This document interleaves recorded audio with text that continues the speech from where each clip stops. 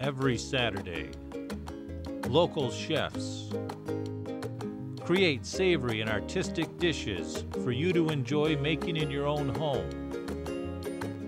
So add a new recipe to your collection that is sure to be a family favorite here at Scenic Vantage Point.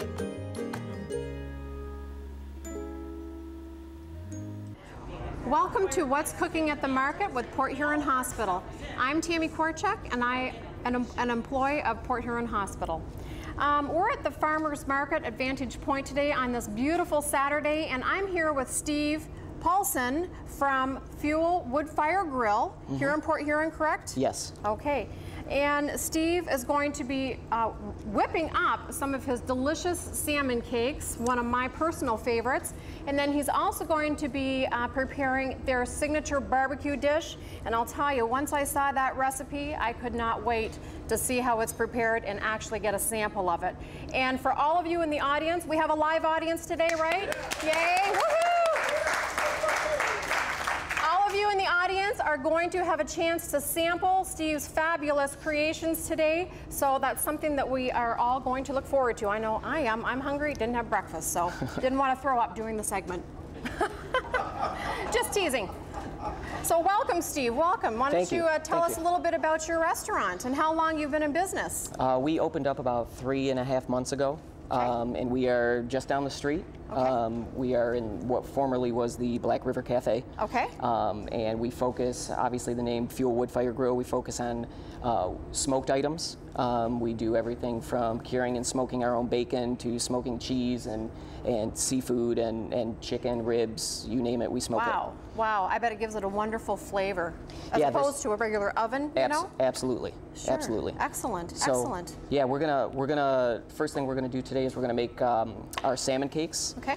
It's the same ingredient we have on the menu as an appetizer, which is what we're gonna go through today. Or you can also order it as an entree, on a burger bun, and it comes with fries. Wonderful, wonderful. Well, you know what? Why don't we get started, folks, and let's talk a little bit about the various ingredients that are going to go into this scrumptious recipe today. Yeah, and if you look at your recipe, that's a full-size batch. For preparation purposes today, I'm just going to do a half size. So we're going to have a ½ pound of salmon, fresh. Our salmon is Atlantic salmon. It's farm raised, but it is fresh, never frozen. We also have fresh cucumbers. Shallots, which are a more mild red onion. Okay.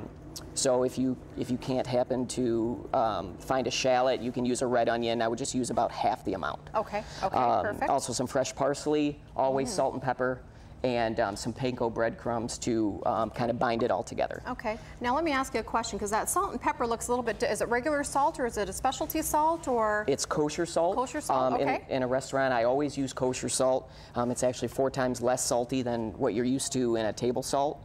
So you can use more, the granules are bigger, and so you can actually see and without oversalting. Okay. So a nice even coat, whether it's on salmon, a burger, a steak, is always a nice way to go. Sure. Without oversalting it. Perfect. Now, same sodium content or less of a sodium? It's actually less. Okay. Yep. Wonderful. So for those of you watching your sodium, kosher salt, go for it. Yep. So first thing I'm gonna do is, if you look at the recipe, it says peeled and seeded cucumber. The reason I seed the cucumber is simply because all of the moisture from the seeds are going to make the salmon cake a little too moist, and it's not going to hold together as well.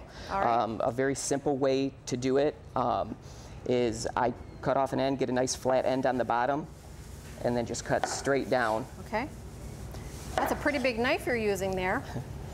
It's a special kitchen knife, obviously? It is. I don't have one of those. It's a standard 10-inch chef's knife. That's pretty much the standard in a kitchen. Oh, that's fine. Okay. Yeah. This you can actually use, it's perfectly good to eat. Okay. We're just going to set it aside for right now, but that does not go into the mixture. Nope. Now, can I ask you a question? Because, sure. And I hope it's not out there, but can you buy just a seedless cucumber as opposed to a regular cucumber for the purposes of the recipe? Absolutely. The only reason that we don't, we buy them in bulk. Okay. And we get a better deal on a regular cucumber rather than buying a specialty product. Absolutely, so I agree. That's really the only reason. Okay.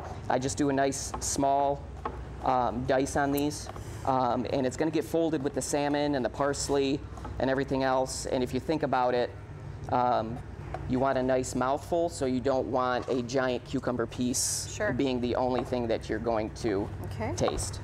Now there must be a knack to doing what you're doing, because anytime I've tried it, I just it takes me forever. Yeah, and it just takes practice. Okay. It doesn't come, you know, just doing Naturally. it overnight. Okay. So truth to practice makes perfect. Exactly. Okay, good. So it doesn't have to be perfect. As we prep them at the restaurant, obviously they're handmade. We want them to look that way. We don't want them to be look like they came frozen or right out of a package. Okay, okay, wonderful. And I'll tell you, what a treat to be here at Vantage Point. I took a tour. I had never been here before, and I would highly encourage you to come down and visit Vantage Point Farmers Market. The fresh produce that is available here, you just can't beat it. You know, you go to the grocery store and you attempt to get some vegetables. You don't know how long they've been sitting on the shelves, how long, where they came from. So really, I encourage people to take advantage of the farmers market for that farm fresh, local produce, and support your local farmers. So now that you got the cucumbers all cut up, what's the next step? The next step, I'm just going to finely chop up the shallot as well. Okay. Same thing, you can use about half the amount of a red onion, because it's got a little bit stronger profile and you don't want to be just tasting onion. Okay. But just a really rough, small, not quite a mince, but a nice small dice, so you get a nice even texture and even flavor throughout. Okay, so the shallot or a red onion as opposed to, say, a Spanish onion, would that affect the flavor of the salmon cake itself? Not so much. It will a little bit. I like the shallot because you can put a little bit more in there. The red or the purplish from the shallot gives a nice color contrast with the bright orange of the salmon and the green of the cucumber. If you put a white onion or a Spanish onion in there, it's going to get lost a little bit. And the flavor will change slightly, but not too much. But more presentation is everything. Yes. Okay, excellent. Yep. And then I have some fresh parsley here, which we're not going to utilize all of this. Okay. But the key with parsley is you need to wash it at least twice. Parsley grows in very sandy, dirty environment, and no matter how much the produce company or wherever you get it says that they wash it, it's still going to have a lot of sand in it. A little grit on it, eh? Okay, yep. okay. And obviously that's not a good texture that we want in our salmon cakes, so I always pick off the stems, because the same thing as you chop up the stem, you don't want to be biting in through a stem. Right. You want the nice freshness of the leaves. And same thing, just kind of roll it, and then a nice thin, rough chop, which also adds with the color. Okay, okay. And what kind of flavor can you expect to get out of the basil? Actually, this is parsley. Or the parsley, excuse me. That's okay.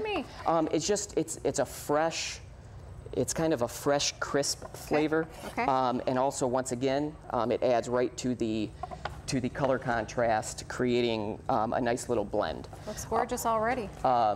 If you notice in the recipe, it does say for the salmon to use a food processor. I saw that. I'm not going to bring out a food processor right now. Okay. You can chop it fine enough. But what I suggest is if you have a food processor at home, just cut the salmon into small little chunks, just like we did the cucumbers.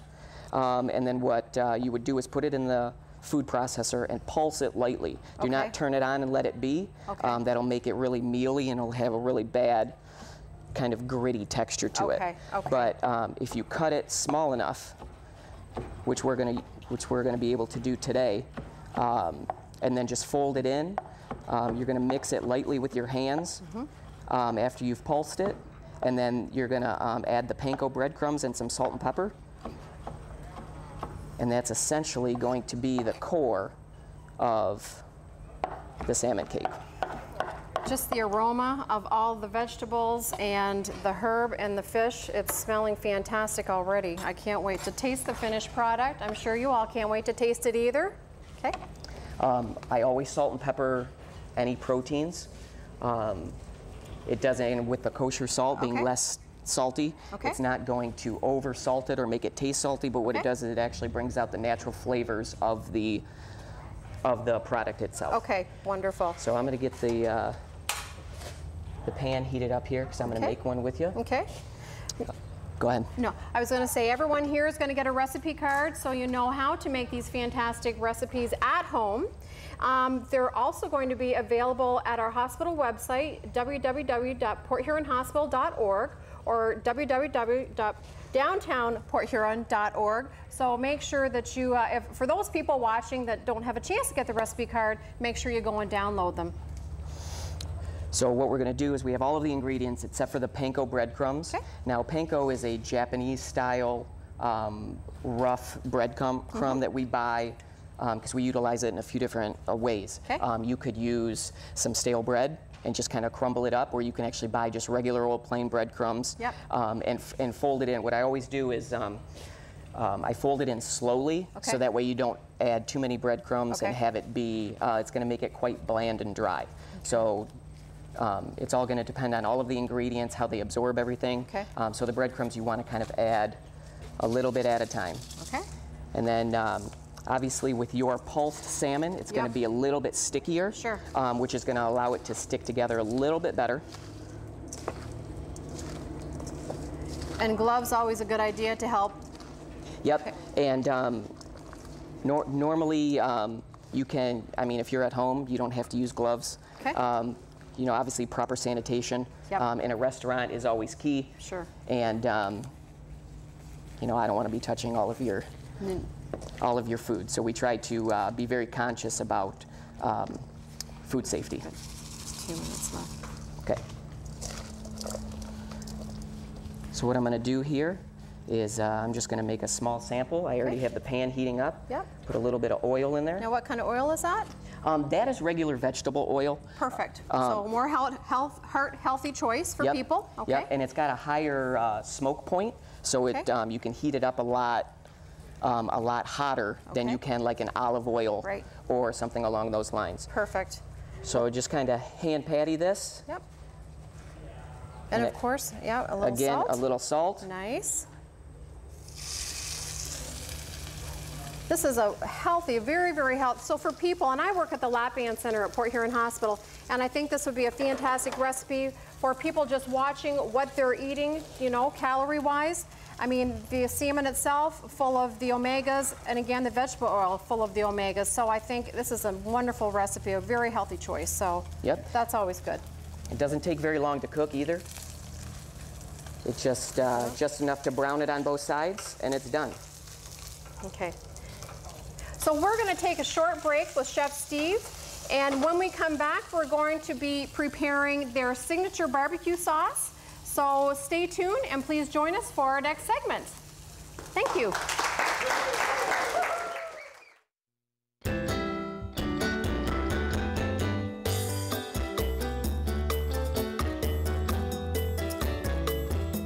Concerned about the amount of sugar your kids are eating? I have a great snack idea which lowers the amount of sugar that they're going to have. A no sugar added pudding with a little bit of graham cracker crushed up. So you add a little bit of pudding, a little bit of graham crackers, a little more pudding, a little more graham crackers, top it off with a no sugar added whipped topping, a little graham cracker on top. You have yourself a nice healthy snack. For more snack recipes and healthy ideas, go to porthuronhospital.org/recipes.